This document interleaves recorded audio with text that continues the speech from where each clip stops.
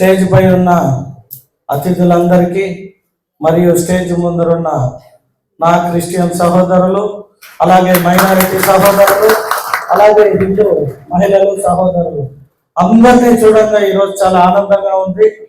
ఆ రోజు భారతదేశపు ఫ్లాగ్ లో ఎలాగైతే 3 రంగులు, ఒకటి పచ్చ, తెలుపు, అలాగే ఆరెంజ్, ఈ 3 రంగులు ఎలాగైతే కలిసి ఉండాలి, ఆ కలిసి ఉండే దేశమే భారతదేశం అన్నట్టు 3 మతాలు ఎప్పటికీ కలిసి ఉండాలని ఆ భారతదేశపు చిహ్నంగా మన దేశపు జెండాని తయారు చేశారో అది మన భావాలు, మన ఒక వ్యక్తిత్వాన్ని తెలియజేస్తుంది. ఏ ఒక్క దేశం కూడా ఆ దేశపు కలయికను బట్టి ఎక్కడ కూడా జెండా తయారు చేయలేదు. మన భారతదేశపు జెండా మాత్రమే 3 మతాలను కలిపి ఉండే విధంగా ఆ రోజు తయారు చేశారు. కాబట్టి మనమందరం కూడా ఎప్పుడు, అది హిందువులు కావచ్చు, మైనారిటీస్ కావచ్చు, క్రిస్టియానిటీ కావచ్చు, మనమంతా కూడా ఒకటే. ఫస్ట్ మానవ జన్మ, మనమందరం ఒకటి. తర్వాత భావాలని బట్టి, ఒక్కొక్కరి భావాలు, ఒక్కొక్కరి వ్యక్తిగతాన్ని బట్టి కొందరు క్రిస్టియన్లుగా, కొందరు ముస్లింలుగా మనం జన్మించాం. కాబట్టి దాన్ని అంతా కంటిన్యూ చేసుకుంటూ కలిసి ఉన్నాం. ఈ సందర్భంగా మీ అందరికీ నేను నాకు జరిగిన నా లైఫ్ లో ఒక ఇన్సిడెంట్ చెప్తాను. నేను ఇక్కడ చిత్తూరులో జన్మించి చిత్తూరు నుండి కొన్ని కారణాల వల్ల బెంగళూరుకి వెళ్ళాక నేను ఫస్ట్ బనిశంకరి అనే ఏరియాకి వెళ్ళాను. నాకు ఎందుకో అక్కడ నచ్చకుండా వైట్ ఫీల్డ్కి వచ్చా, మారుతల్లి అనే ప్లేస్కి వచ్చా. తర్వాత ఎందుకో ఎక్కువ వైట్ ఫీల్డ్ కల్లా వెళ్తున్నప్పుడు ఆ ఒక ఏరియా ఉండేది, వైట్ ఫీల్డ్ అనే పేరే ఒక వైట్ అనే వ్యక్తి వల్ల వచ్చింది. ఆ వ్యక్తిని ఏమి అతని హిస్టరీ అని తెలుసుకుంటే అతనిది 4000 ఎకరాల భూస్వామి. ఆ భూస్వామి అందరికి తలా 2 ఎకరాలు ఇచ్చి దాదాపు ఆయనకి ఇంకొక 1000-1500 ఎకరాలు ఉండేది. వారికి పిల్లలు లేదు. వారు చాలా రోజులు మంచి కార్యక్రమాలు చేయడానికి పాలిక్రాస్ ఎడ్యుకేషనల్ ఇన్స్టిట్యూషన్స్ అని పెట్టి అనాథ పిల్లలకి చదువు, అలాగే క్రిస్టియానిటీలో ఉన్న పూర్ అంటే కొంచెం పేదరికంగా ఉన్న వారికి ఆర్థిక పరమైన వ్యాపారాలు కావచ్చు, వారికి నీడని కావచ్చు, అలాగే ఓల్డేజ్ హోమ్లు, ఇవన్నీ ఒక వైట్ ఫీల్డ్ ప్రాంతంలో ఉండేది. దేవుడు నన్ను ఎందుకు మారుతల్లి అంటే కమర్షియల్ బాగా అభివృద్ధి చెందుతుంది, కానీ వైట్ ఫీల్డ్కి లాగుతుంది నన్ను. నేను 2011లో వైట్ ఫీల్డ్కి వెళ్ళిపోయాను మారుతల్లి నుండి. చాలా మంది అనేవాళ్ళు ఎందుకురా ఇక్కడ వ్యాపారాలు ఉంటే వైట్ ఫీల్డ్కి పోయాడు, ఏం రా అని. నాకు కూడా తెలీదు. ఆ వైట్ ఫీల్డ్కి పోయిన తర్వాత నాకు కూడా కొంచెం సోషల్ సర్వీస్ అప్పటి నుండి చేసేవాడిని. నా ఇంట్రెస్ట్ కూడా, నేను ఆ ఓల్డేజ్ హోమ్లకు పోయి డబ్బులు ఇచ్చేవాడిని. ప్రతి క్రిస్మస్ కావచ్చు, జనవరి 1 కావచ్చు, మా అమ్మ నాన్న పుట్టినరోజు కావచ్చు, నా కొడుకు పుట్టినరోజు కావచ్చు. అక్కడ సర్వీస్ అంటే వాళ్ళు సేవాభావంతో ఉన్న ఆ సిస్టర్స్ చూసేవాడిని. వాళ్ళన్నీ వదిలేసి ఎక్కడో పుట్టి ఎక్కడో పెరిగి వారి పిల్లలు వదిలేస్తే వాళ్ళందరినీ తీసుకొని వచ్చి ఓల్డేజ్ హోమ్ రన్ చేసేవాళ్ళు. ఈ ఓల్డేజ్ హోమ్ ఇంత బాగుంది, ఈ బిల్డింగ్, ఈ స్థలం ఎవరు ఇచ్చారు అని. సార్ పలానా సర్దానా అనేవారు, వారు మాకు వాళ్ళ పిల్లలంతా పోయి ఎక్కడో సెటిల్ అయిపోయారు, వాళ్ళని ఎవరు చూడలే, వాళ్ళు మా సంస్థకి రాసిచ్చారు, మేము గత 30 సంవత్సరాలుగా రన్ చేస్తున్నాం సార్ అని. మరి మీకు ఫండ్స్ అంతా ఎలా వస్తాయి, వీరందరికీ భోజనాలు మంచి చెడు అంటే, సార్ ఈ ఇన్స్టిట్యూషన్ స్టార్ట్ అయినప్పటి నుండి ఇక్కడికి వచ్చి పోయి చూసి చాలా మంది మాకు ఆర్టీజీఎస్ చేస్తారు, కొందరు డబ్బులు పంపుతూ ఉంటారు, పోస్ట్ ద్వారా వస్తుంది, మనీ ఆర్డర్ ద్వారా, రకరకాలుగా నాకు చెప్పారు. సో నేను కూడా అది చూసిన తర్వాత సరే నా వల్ల అయినంత మెడికల్కి సంబంధించిన కావచ్చు, వారికి బట్టలు మంచి చెడు, ఆ క్రిస్మస్ వచ్చినప్పుడు పోయి వాళ్ళతో సెలబ్రేషన్కి కేకు, వాళ్ళకి బట్టలు గిట్టలు కొనిచ్చి వాళ్ళతో సెలబ్రేట్ చేసుకునేవాడిని. అది దైవ నిర్ణయం ఏమో తెలియదు, కానీ ఆ వైట్ ఫీల్డ్ లో ఉన్న ఆల్ ఇంగ్లీష్ పీపుల్, అంటే వాళ్ళు దే కాల్డ్ ఆంగ్లో ఇండియన్స్, వాళ్ళ పిల్లలంతా యూకే అమెరికాలో సెటిల్ అయిపోయి ఎవరు వచ్చలేదు. We spoke 10 years back to my child where they are been also we don't know అని చెప్పేవాళ్ళు నాతో ఆడ కలిసాం. సార్ నేను కూడా అక్కడే ఇల్లు కొనుక్కున్నాను. డాట్స్వర్త్ అనే ఒక లేఅవుట్ లో నేను ఇల్లు కొనుక్కున్నప్పుడు నాకు ఆ డాట్స్వర్త్ ఓనర్ ఎవరు నా పేరు పెట్టారంటే, సార్ అదిగా 1 ఎకరాల ఇల్లు ఉంది, ఆ ఇల్లు గల్ల వాళ్ళ పేరే సార్ డాట్స్వర్త్ అని. సరే నేను ఇల్లు కొనుక్కున్నా కదా, పోయి ఆమెను కలద్దామని. ఈ డాట్స్వర్త్ లేఅవుట్ అంతా ఒకప్పుడు మా సొంతం ఇల్లు, ఒకే ఒక ఇల్లు ఒకటే ఉండింది. దీన్ని మళ్ళీ మేము 80s సైట్స్ చేసి అందరికీ అమ్మేశాము. మాకు వచ్చిన డబ్బులతో మా పిల్లలు పోయి ఆస్ట్రేలియాలో, యూకేలో కొందరు సెటిల్ అయిపోయారు, 4 పిల్లలు. ఎవరు లేదు, ఇది చనిపోయిన తర్వాత దీన్ని కూడా మేము we want to donate for old age home అని చెప్పింది. అమ్మ మీ వయసు ఎంత అని అడిగారు. 83 years అని. అంటే నేను చెప్పేది 2011-12. సో 2011-12 ఇప్పుడు 26-25 అంటే ఆల్మోస్ట్ 13 years. అంటే ఆమె 99 years, still she is alive. December 1 నుండి జనవరి 1 దాకా ఎవ్రీ డే ఎవరో ఒక పేదవాళ్ళని పిలిచి వాళ్ళ ఇంట్లో she will celebrate, she will give some food and బట్టలు ఇస్తూ ఉంటుంది. అరే 99 years ఈమె ఇంత ఆరోగ్యంగా ఉంది అని నాకు ఒక ఆనందము, ఒక పక్క బాధ. తన పిల్లలందరూ వదిలేసి ఆమెను వెళ్ళిపోయినా ఆ పిల్లలు లేని లోటుగా పేదవాళ్ళని చూసుకుంటామా, అందుకే ఇన్ని రోజులు బతుకుందేమో అంత ఆనందంగా. అంటే మనతో పుట్టిన వాళ్ళే మనకి సహాయం చేస్తారు అనేది లేదు, మన మతమే మనకి సహాయం చేస్తుందని లేదు. ఇటువంటి వాళ్ళంతా నాకు పరిచయాలు, అక్కడే ఇల్లు మనశ్శాంతి. నాకు ఇవన్నీ చూసినాక ఫ్యూచర్ ఏమనేది అర్థమైపోతూ వచ్చింది. ఒక్కొక్క అక్కడ ఆంగ్లో ఇండియన్స్ చూస్తూ ఉంటే 2 acres 1 acre హౌసెస్ నాకే ఎక్కువ అమ్ముతారు వాళ్ళు. అది ఎందుకు అమ్మినారో నేను ఎందుకు కొన్నానో నాకు కూడా తెలియదు. లాస్ట్గా ఒక ఆయన పీటర్ మథాయిస్ అని చెప్పి నాకు ఒక 20 acres ల్యాండ్ ఇచ్చాడు వైట్ ఫీల్డ్. నాకు తెలియదు. ఫస్ట్ ఆయన ఒక ఆఫీస్ బిల్డింగ్ బాడీకి కావాలంటే వాళ్ళు ఇచ్చాడు. ఒక 30-35,000 square feet లో ఉండింది. ఒక 6 bedroom హౌస్, పెద్ద ఇంగ్లీష్ బంగ్లా, వైట్ హౌస్ మాదిరి ఉండేది. సో నేను 2016 ఎండ్లో పోయి మాట్లాడితే 1 month టైం కావాలి అన్న. 1 month తర్వాత ఒక రోజు ఫోన్ చేశాడు. Hello mister Jagan, how are you అన్నాడు. నేను ఆయన నెంబర్ ఫీడ్ చేసుకోలే. Sorry I could not recall అన్నా. దిస్ ఇస్ పీటర్ మథాయిస్ అన్నాడు. Oh very good sir. అంటే you have come to my house for office building now my wife children has agreed you can go ahead with that office building అని. నాకు ఎక్కడ లేని ఆనందం. ఒక చిన్న real estate office పెట్టడానికి 35,000 square feet ఉన్న ల్యాండ్ లో ఒక 20,000 square feet ఉన్న వైట్ హౌస్. అంటే ఒకప్పుడు ఆ వైట్ ఫీల్డ్ లో దిస్ ఇస్ ద బెస్ట్ అనేది అందరూ. అక్కడ నేను ఆఫీస్ పెట్టుకోవాలని నా కోరిక. నేను కొన్ని మంచి పనులు చేశాను కదా అక్కడ పోయి అందరికి ఆ సర్వీస్ అదేమో తెలియలే. వాళ్ళ మైండ్ ని God has come and blessed, నువ్వు జగన్కి ఇచ్చేయాలి. సో వాళ్ళు ఇచ్చారు.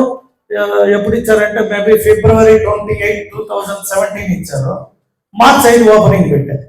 అంటే 7 days లో. నా వర్క్ ఎట్టుంటుందని అంటే వాళ్ళు ఇచ్చేటప్పటికి it is a old building, but రాత్రి 20-30 మందిని పెట్టుకొని paint, plumber, landscape, lighting, polish, marble building, అది పాత బిల్డింగ్ కదా, మార్బుల్ ఫినిష్ మొత్తం చేసి లైటింగ్ చేసిందనే వాళ్ళకి చెప్పినాను. March 5 ఓపెనింగ్ అని. So March 5 Sunday definitely I should go for golf and church. So I cannot come 5th, I will come by 4th evening అన్నాడు. అంటే Saturday. Okay sir please come అని. వచ్చేటప్పటికి ఒక 100 మంది పని చేస్తా ఉన్నారు వాళ్ళిద్దరు. ఫస్ట్ దే హ్యావ్ షాక్డ్ అంట, ఇది మందేనా బిల్డింగ్ కాదు, ఏం మనం ఎక్కడికి వచ్చాము అని. అంటే భయపడిపోయారు వాళ్ళు, ఆ బిల్డింగే కనిపిస్తా లేదని. అంటే దాన్ని అలా తయారు చేసేసా. Within 5 days to 6th day, అంటే 7th day ఓపెనింగ్. వాళ్ళిద్దరూ చూసి అర్థమైపోయిందంట వాళ్ళకి, this building is going to be Jagan's అనే. వాళ్ళ బిల్డింగ్ పైన శాంటోరా అని ఉంటుంది. ఎన్ని రోజులు ఆ బిల్డింగ్ లో క్రిస్మస్ అనే వాళ్ళకి ఎంతో సర్వ్ చేశారు వాళ్ళిద్దరు వైఫ్ అండ్ హస్బెండ్. సో వాళ్ళు నాకు ఇచ్చారు కదా, వాళ్ళు చెప్పిన మాట ఏమంటే from tomorrow onwards this is your building అన్న. నాకు అర్థం కాలేదు. నీ బిల్డింగ్ అంటారు, బాడీకే కదా ఇచ్చారు, నాకేమన్నా డొనేట్ చేస్తారేమో అని ఇక్కడ ఒక చిన్న ఆశ కూడా ఉంది. అట్లా ఒక 1-2 months కాదు. సో ఎగ్జాక్ట్ గా ఒక 5 days తర్వాత ఫోన్ వచ్చింది. జగన్ నువ్వు ఎనీ టైం ఇప్పుడు నీకు రెంట్కి ఇచ్చుంటాం, if you want to buy it అంటే ఇంత ఖర్చు పెట్టి రెడీ చేసావు అంటే రెంట్కి తీసుకుని ఐ హావ్ స్పెంట్ 1 CR. ఆ 1 CR కూడా 1 week లో చేయడం వాళ్ళకి ఆశ్చర్యాన్ని కలిగించింది. ఇంత స్పీడ్ గా నా బిల్డింగ్ ఇలా తయారు చేసామంటే నీకేమైనా ఆశ ఏమో పెట్టుకో అని చెప్పి బ్లెస్ చేసి వాళ్ళ ఇంట్లో ఒక ఫైల్ ఉందని చెప్పి నా చేతిలో పెట్టారు. చెప్పిన బిల్డింగ్ దీవలే 20 acres ఫైల్ నా చేతిలో పెట్టారు. నేను నాకేం అర్థం కాలేదు. సరే సార్ 20 acres ఏం అమ్మాలా? ఎస్ అమ్ముతావో, నువ్వు పెట్టుకుంటావో. My wife dream to make it as a inner circle and outer circle. తనకి ఏజ్ అయిపోయింది. మళ్ళీ తన వైఫ్ ఎవరు అంటే జయలలిత క్లాస్మేట్. ఆమె మాట్లాడే ఇంగ్లీష్ ఇప్పుడు నేను మాట్లాడిన 2 ముక్కలు కూడా అక్కడ నేర్చుకున్నవి. ఆమెతో ఉన్న ఆ బంధం, ఆమెతో మాట్లాడితే ఇంగ్లీషే మాట్లాడాలి. ఆమెకు అన్ని భాషలు వచ్చు, but she has trained me. So ఆమెతో మాట్లాడేటప్పుడు Jagan anyhow my childrens all settled, they are not been going to come back, so this is our asset. You go and sell it or you want buy it, you buy it అని నా చేతిలో file పెట్టి, నేను మాట్లాడిన రోజు 1,75,00,000 2 కోట్లతో మాట్లాడినా 2017 till today 2025 వచ్చింది. 9 years 8 years అయిపోయింది. 25 crores అయింది ప్రాపర్టీ ఈచ్ ఏకర్. అంటే 20 acres ఎంత అయింది? 500 crores వాల్యూ అయింది. నా దగ్గర డబ్బు లేక నేను ఒక 10 ఎకరాలు ఎవరికో పార్ట్నర్స్ అమ్ముకున్నాను అప్పట్లో. 2018-19 నేను తీసుకున్న తర్వాత 2022-23 వరకు కూడా వాళ్ళు అడిగినప్పుడు డబ్బులు ఇచ్చేవాడిని, కానీ నా దగ్గర ఆ స్థాయి కూడా లేదు. అప్పటికే 2 crore అంటే అది 40 crores వాల్యూ. అయితే నా దగ్గర అంత డబ్బు లేదు. వేరే ఎవరో ఒక అతను హొస్కోట ఎమ్మెల్యే, అప్పటి ఎమ్మెల్యే పోయాడు, సింగిల్ పేమెంట్ ఇస్తా ప్రాపర్టీ నాకు కావాలి, నేను ఆ స్థానిక ఎమ్మెల్యే, సో మీరు నాకు ఇవ్వకపోయినా మీకు ఇబ్బంది ఉంటుంది, మీరు చూసుకొని నాకు ఇవ్వండి, జగన్ కావాలంటే మీరు ఎంత ఇచ్చున్నారో దానికి ఏమైనా ఏసి ఇచ్చేయండి అని చెప్పారు. వాళ్ళ ఏజ్ వచ్చి దాదాపు మేబీ 80 years లో ఉండరు వాళ్ళు ఏం భయపడలే ఎమ్మెల్యే వాళ్ళు. ఆయన మళ్ళీ చెప్తాను, ఇంకా చాలా చెప్పాలి ఆయన గురించి, చెప్తాను ఇంకొక రోజు చెప్తా. We don't care, get out from my house అన్నాడు ఆయన. వాడు ఎమ్మెల్యేనే get out from my house అన్నాడు. నాకు ఇవన్నీ తెలియదు. ఒకరోజు నేను వచ్చాను, ఆయన కొంచెం డల్గా ఉన్నాడు. సార్ ఏం డల్గా ఉన్నారు అన్న, జగన్ ప్రాపర్టీ వాల్యూ ఎంత ఉండొచ్చు అన్న. Sir maybe 6-7 crores. నేను అప్పటికి 10-12 ఉంటే కొంచెం తక్కువ చెప్తాను లేదు, ఒక 6-7 crores ఉంటుంది సార్ అన్న. So it is around 140 crores. when I gave you it is 40 crores or 41 crore అయింది రౌండ్ ఫిగర్. సో ఆయన అన్న మాట ఏంటంటే sir, this is your asset, నువ్వు యూ హ్యావ్ పేడ్ మీ, నేను అడిగిన రోజు డబ్బులు ఇస్తా వచ్చావు, ఈ రోజు రేట్ వచ్చిందంటే it is your the owner. నేను చెప్పేవాడికి if you want to buy it from go to Jagan's and buy. No we want go to Jagan's house, we are ready to buy with you అని ఏదో అన్నాడంటే, అప్పుడు ఆయన ఏమో చెప్తే వాడు ఏదో రాంగ్ గా మాట్లాడాడు. ఎమ్మెల్యే అనే పవర్, వాడు get out from my house అన్నాడంటే that is the ownership rights. ఆయన ఓనర్ పర్ఫెక్ట్ పర్చేజ్ చేశాడు కాబట్టి ఎమ్మెల్యే అయితే ఏం చేయగలుగుతావు, ఏం చేయలేవు, get out from my house అన్నాడు.